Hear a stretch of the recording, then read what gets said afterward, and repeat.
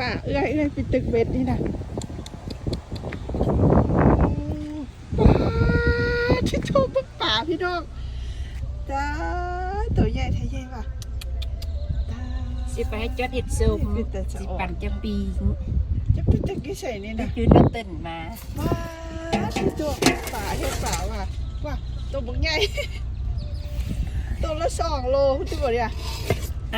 ยกไปเองเด้อแบกใช่หลายเท่เอาอันนี้สิไปให้จดเห็ดส้มว่ามาขายอุ้ยปั่นกินไปซื้อคือว่าจังสิบัวจังสิเอามันป่าเลยเอาให้นะคุณตัวบุกใหญ่จะตายตัวอ่อนว่าใหญ่เบิ่งดอกไม้ค่อยมันโน่นเบิ่งป่าซอยกันพี่น้องป้าตัวใหญ่ทะใหญ่ว่าป่านี่ก็คือว่าสดแห้งเบิ่งตานะใสๆเลยตึกมาใหม่ๆจากหนองแล้วแพงเอามาให้จิโตสะอ่อนแห้งเขาเจ้าได้หลายแถววะเนาะกินเบ็ดดึงนี่คือชีแบบลุบปั๊บตัวใหญ่เท่ใหญ่มาเขาเจ้าไปตึกเบ็ดได้นะป่าตึกเบ็ดนะพี่น้องตัวใหญ่ใหญ่ว่ามันนั่นป่าเบ็ดแต่ว่ามันประมาณ20ป่าอินประมาณนี้แบบตัวใหญ่ขนาดตัวละ2 โลประมาณนี้นะสะอ่อนเนาะ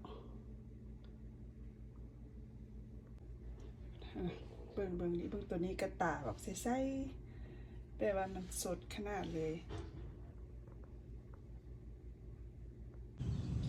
ครัวเร็วๆพี่น้องก็คือว่าแยก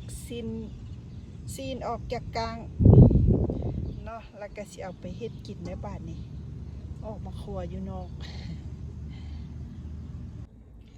ก็เอามาซอย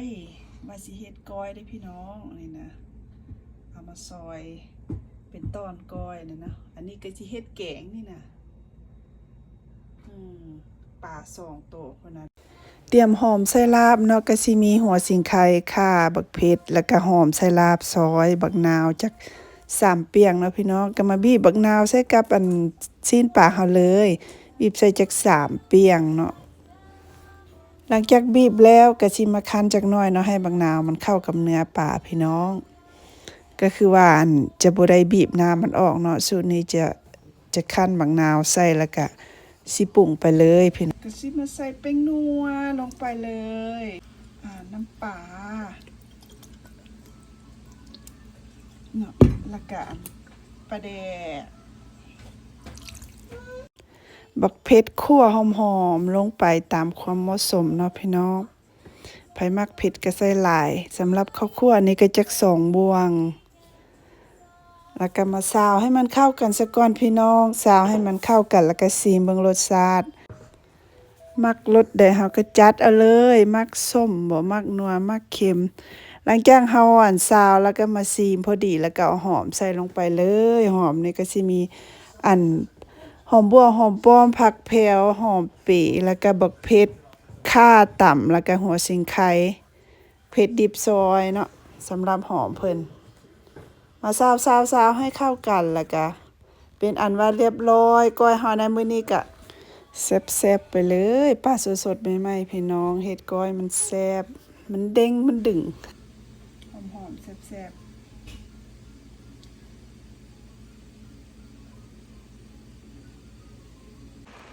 ก้อยแล้วก็มาคั่วอีกเองพี่น้อง ก็คือว่าค่อยบ่กินดิบเนาะแต่ว่า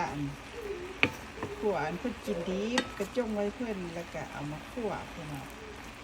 ก้อยปลาสดๆนั่นแหละก็มาคั่วตื้มคั่วมันสุกนะแล้วอันนี้มันหม้อซึ่งนี่ก็หม้อนึ่งข้าวต้มนึ่งหากระสุกนึ่งหอนๆใหม่ๆยังออกอายอยู่หากระป๋องหม้อตัวนี้แล้วก็มาคั่วก้อยนี่พี่น้องคั่วก้อยปลา